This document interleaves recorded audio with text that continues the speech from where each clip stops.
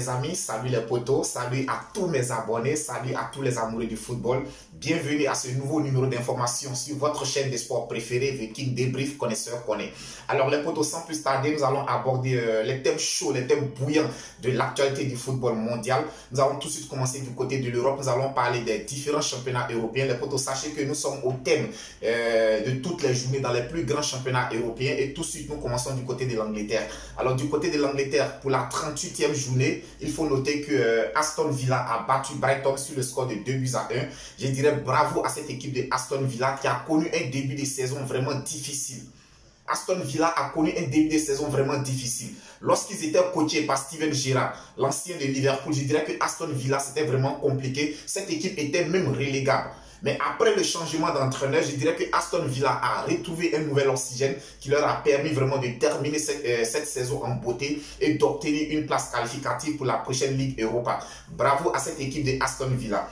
Ensuite, les potos, nous avons Everton également qui a pris le dessus sur Bournemouth sur le score de 1-0. Ben, tout comme Aston Villa, Everton également a connu une saison vraiment particulièrement difficile. Lorsqu'elle était encore coachée par Frank Lampard, on se souvient tous les potos, Everton également était relégable, mais après le changement d'entraîneur, cette équipe également a retrouvé un nouvel oxygène, a pu se relancer dans le championnat. Aujourd'hui, je dirais bravo à cette équipe de Everton qui a pu éviter la relégation. Bravo à cette équipe de Everton. Comme troisième match, les potos, nous avons Tottenham qui est venu à bout de Leeds United sur le score de 4-1. Les potos, je dirais que pour moi, c'est vraiment triste pour ce grand club anglais qui est Leeds United. Leeds United a connu vraiment des moments glorieux dans le championnat de Premier League anglaise. Après sa remontée en première division, en division 1, on espérait beaucoup de cette équipe. Elle a fait 2 belles saisons et aujourd'hui, Leeds se retrouve encore relégable. Leeds sera obligé de retourner encore en deuxième division anglaise. Je dirais que pour moi, vraiment, c'est pathétique pour ce grand club anglais. Mais bravo à Tottenham. C'est vrai que Tottenham n'obtient pas une place qualificative pour la prochaine Ligue des Champions. Je dirais que c'est aussi dommage pour ce grand club anglais. Bravo. Bravo, bravo. Dommage pour Tottenham. C'est vraiment dommage. C'est le football, c'est comme ça. Il y a des moments forts, il y a des moments bas. Mais je dirais que cette année, Tottenham avait quand même les moyens de pouvoir obtenir une place qualificative pour la prochaine Ligue des Champions. Ensuite, les potos, nous avons Brentford qui a battu Manchester City sur le score de 1-0. Les potos, il faut vraiment saluer cette performance du club de Brentford.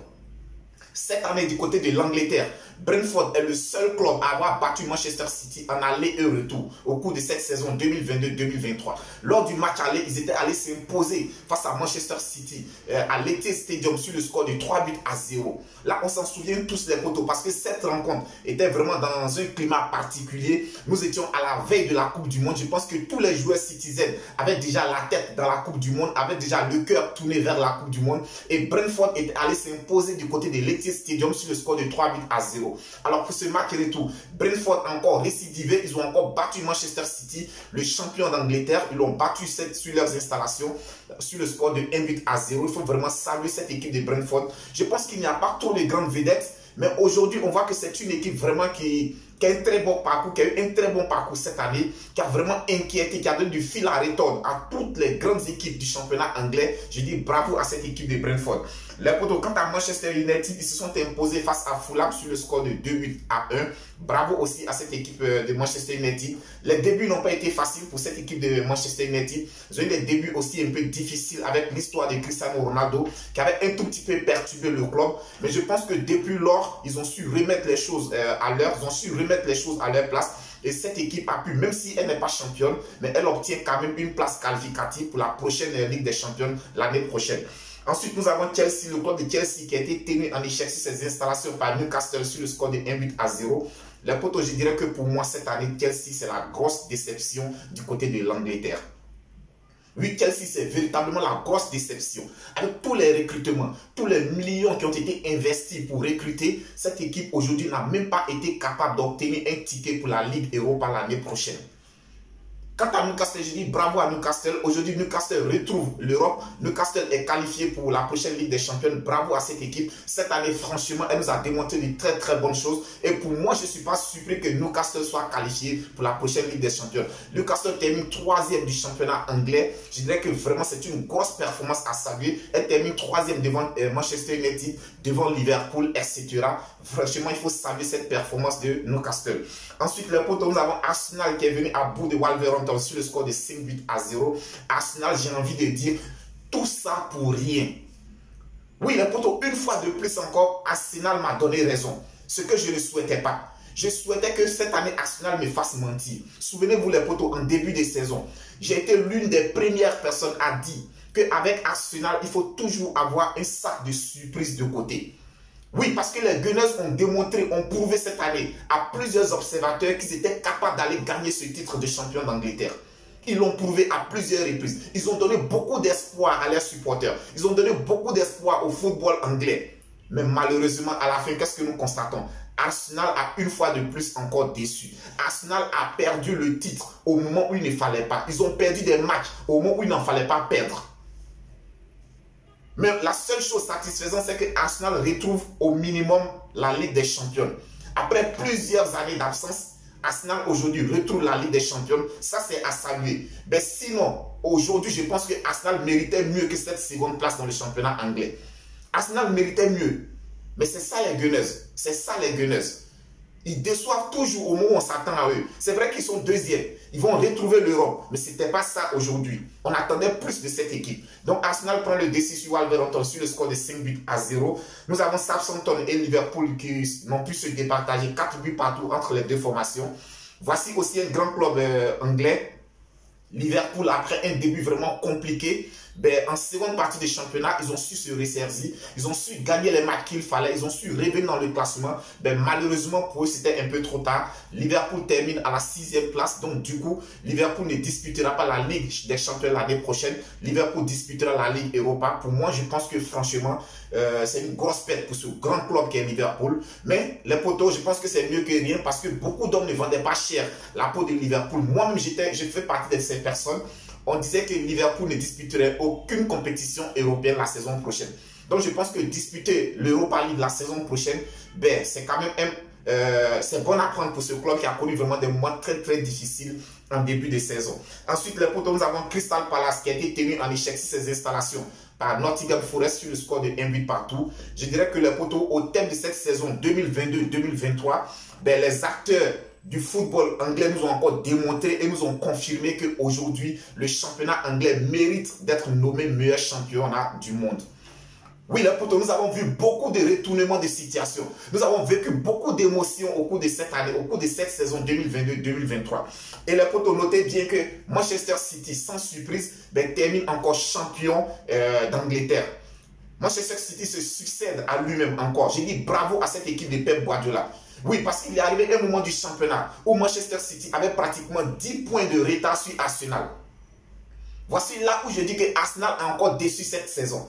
Manchester City avait pratiquement 10 points de retard sur Arsenal. Mais Pep Guardiola et tout sa troupe ont su gagner les matchs importants, ont su rester concentrés jusqu'à venir arracher encore ce titre, à venir gagner encore ce titre de champion d'Angleterre. Je dis bravo à cette équipe de Manchester City. Et les potos, c'est sans surprise que le Norvégien de Manchester City, Erling Haaland, a été désigné meilleur joueur de la saison 2022-2023 du côté de l'Angleterre. Donc, Haaland a été nommé meilleur joueur. Les potos, je pense que c'est une performance à saluer parce que le Norvégien n'est qu'à sa première saison du côté de l'Angleterre et réaliser une telle performance avec tout ce qu'il nous a montré dans le championnat anglais cette année, je pense que pour moi, c'est mérité. Ce titre de meilleur joueur anglais du championnat 2022-2023, pour moi, je pense que c'est amplement mérité par Erling Haaland. Bravo à lui, bravo à lui. Alors les potos, nous allons tout de suite continuer du côté de l'Espagne. Quand du côté de l'Espagne se disputait la 37e journée, nous avons le FC Séville qui a été battu à domicile par le Real de Madrid sur le score de 2-1. À noter que les 2 buts madrilènes ont été inscrits par Rodrigo. Je dirais que l'homme en forme de cette fin de saison du côté du Real de Madrid, ce jeune joueur, ce jeune Brésilien, vraiment, je pense que c'est un joueur d'avenir pour ce club du Real de Madrid. Il a toujours su se montrer présent dans les moments difficiles, dans les moments vraiment importants pour ce club du Real de Madrid. Donc le Real de Madrid s'impose du côté de Séville sur le score de 2-1. Quant au FC Barcelone, ils ont battu Mallorca sur le score de 3-0. Valence et Espanyol n'ont pu se départager 2 buts partout entre les deux formations. L'Atlético de Madrid a pris le dessus sur la Real Sociedad 2-1. Les potos, à l'issue de cette 37e journée, il reste encore une journée à disputer du côté de l'Espagne. Mais je dirais que le FC Barcelone est déjà, avant même cette 38e journée, le FC Barcelone est déjà champion d'Espagne. Je dis bravo à Xavi et à toute son équipe. Vraiment bravo, bravo. Parce que Xavi, depuis son arrivée, je ne cesserai jamais de le dire, il a fait vraiment un gros travail. Il a fait vraiment un gros travail et aujourd'hui les résultats sont là, les résultats ne mentent pas. Les résultats démontrent que oui, il y a vraiment un gros travail qui a été fait depuis l'arrivée de Xavi. Et je dis bravo au FC Barcelone qui est champion d'Espagne. Alors pour la deuxième place, je pense que cela restera à déterminer lors de la dernière journée parce que le Real de Madrid est deuxième, l'Atlético de Madrid est troisième et entre les deux formations, il n'y a qu'un seul point. Donc nous allons devoir attendre la dernière journée, c'est-à-dire la 38e journée pour savoir qui est-ce qui sera le dauphin du FC Barcelone du côté de l'Espagne. Ensuite, les potos, nous allons parler de la France, la 37e journée du côté de la France. Nous avons Strasbourg qui a tenu en échec le Paris Saint-Germain, un but partout entre les deux formations. Nous avons Lyon qui est venu à bout de Reims, 3-0 en faveur de Lyon. Nous avons Montpellier qui a été battu à domicile sur ses installations par Nice sur le score de 3-2. Quant à Rennes, ils ont pris le dessus sur l'AS Monaco, 2-0. Voici une équipe qui avait bien démarré l'AS Monaco et qui a mal terminé cette saison. Je dis vraiment dommage aux Monégasques. Ensuite, nous avons Marseille qui a été battu à domicile par Brest sur le score de 2-1. Les potos, concernant Marseille, j'ai déjà parlé plusieurs fois de cette équipe. C'est une équipe qui est vraiment très intéressante lorsqu'elle joue à l'extérieur. Marseille est très intéressant lorsqu'il joue à l'extérieur. Mais à domicile, les Marseillais ont des difficultés à pouvoir faire de très bons résultats à domicile. Parce que Marseille a perdu plus de matchs à domicile qu'à l'extérieur. Et là, c'est difficile pour un club qui ambitionne jouer les premiers rôles dans le championnat français. Alors si ce club n'est pas capable de gagner les matchs à domicile, je dirais vraiment c'est difficile. Donc les Marseillais devront revoir ce côté. La saison prochaine, il faudrait que les Marseillais essayent d'être un peu plus percutants, un peu plus dangereux à domicile. Je pense que s'ils arrivent à le faire, et en plus de cela, ajouter encore des grosses performances à l'extérieur, Marseille sera capable de pouvoir gagner le titre du côté de la France. Ensuite, les potos, nous avons Lens qui a battu Ajaccio sur le score de 3-0.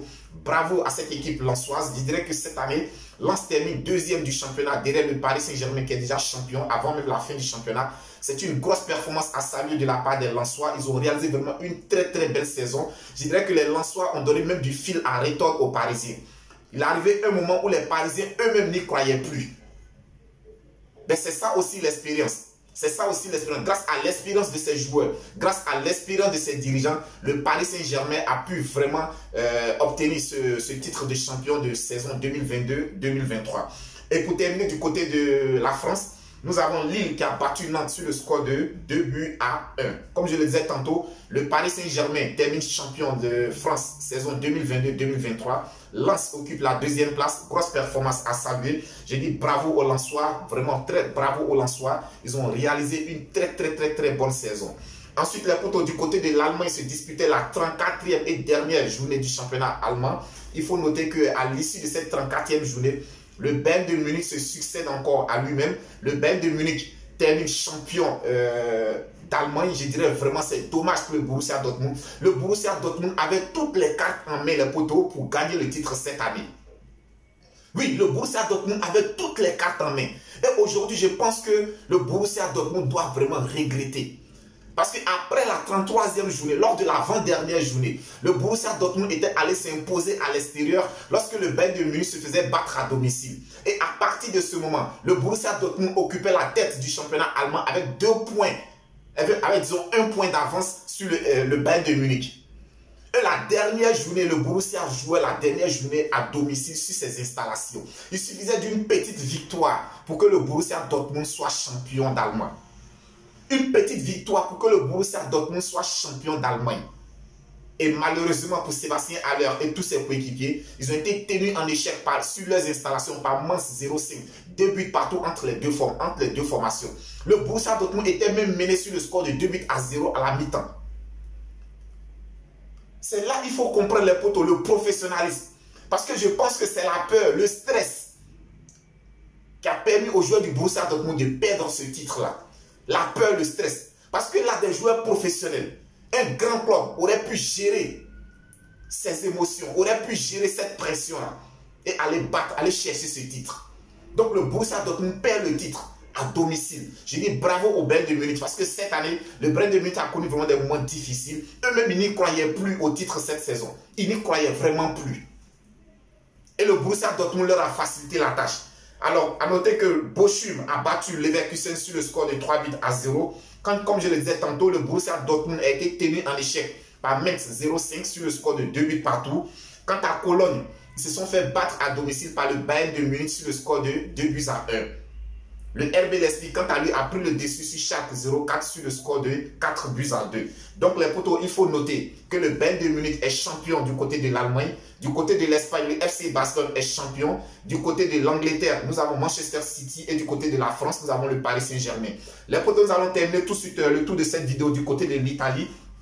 En Italie, se disputait la 37e journée. Et il faut noter qu'à l'issue de cette 37e journée, nous avons la Sampdoria des jeunes qui a été tenue en échec sur ses installations par Sassuolo. Début partout entre les deux formations. La Roma de José Mourinho s'est inclinée du côté de la Fiorentina sur le score de 2-1. L'Inter de Milan a pris le dessus sur l'Atalanta Bergame sur le score de 3-2. Quant à Naples, le champion en titre italien, a été tenu en échec du côté de Bologne. 2 buts partout entre les deux formations. Et la Juventus de Turin a été battue à domicile par l'AC Milan sur le score de 1-0. Alors les potos, je dirais qu'à l'issue de cette 37e journée, bien avant même la 38e journée, on le savait depuis longtemps, ben Naples est le nouveau champion d'Italie. Je dis bravo à cette équipe napolitaine. Naples revient de très loin. Après plusieurs années d'absence, je dirais que cette année, Naples a vraiment redonné du fil à retordre à tous ses adversaires. Et pour moi, c'est mérité de la part des Napolitains de terminer champion du côté de l'Italie. Ensuite, les potos, il faut noter que ce qui est dommage du côté de l'Italie, on a la Juventus de Turin qui ne disputera pas la Ligue des Champions la saison prochaine. Tout simplement parce que la Juventus de Turin s'est vue retrancher 15 points. J'avais déjà fait une vidéo à ce sujet. Suite à une histoire de corruption, la Juventus de Turin avait été sanctionnée et on avait retranché 15 points à la Juve. Donc aujourd'hui, je pense que la Juve paye les conséquences de ces 15 points qui lui ont été retranchés, ce qui permet à la Juve de ne pas disputer la Ligue des Champions la saison prochaine. Ensuite, les potos, nous allons totalement terminer cette vidéo. Nous allons atterrir du côté de la Côte d'Ivoire. Il faut noter que du côté de la Côte d'Ivoire, nous avons l'ancien international footballeur ivoirien Yao Kwasi Gervais, dit Gervinho, qui a perdu son père cette semaine. Nous voulons vraiment King Debrief et toute son équipe voudraient souhaiter nos condoléances les plus attristées à Yao Kwasi Gervais. Vraiment, condoléances à toi, frère. Nous savons que ce sont des moments difficiles. C'est vraiment pas facile de perdre son géniteur. Courage à toi. En tout cas, nous sommes de cœur avec toi. Viking Debrief connaisseur te soutient et nous te soutiendrons afin que tu puisses vraiment traverser ces moments difficiles. Ensuite, les potos, du côté de l'Angleterre, pour terminer au thème des transferts, il faut noter que Pochettino est de retour du côté de l'Angleterre. 4 ans après avoir quitté Tottenham, ben, le technicien argentin sera l'année prochaine sur le banc de touche de Chelsea. Je dirais que pour moi, c'est un très très bon choix. C'est une très bonne recrue. Pochettino, on sait ce qu'il a été capable de réaliser du côté de Tottenham. Il avait même conduit Tottenham en finale de Ligue des Champions. Je pense que Pochettino, pour moi, je pense que c'est l'homme de la situation. C'est l'homme qu'il faut du côté de Chelsea avec tout. Les recrutements que Chelsea a fait, je pense que Pochettino sera vraiment rehausser le niveau de ce club-là. Les potos, c'était tout pour aujourd'hui. J'espère que cette vidéo vous a plu. Ben, si tel est le cas, on continue de s'abonner, de s'abonner, de s'abonner. N'hésitez pas à liker, à commenter, à partager la vidéo. On reste tous ensemble, Viking Debrief connaisseur qu'on est, la chaîne de tous les amoureux du football. D'ici là, que Dieu vous protège. On se dit à très très bientôt.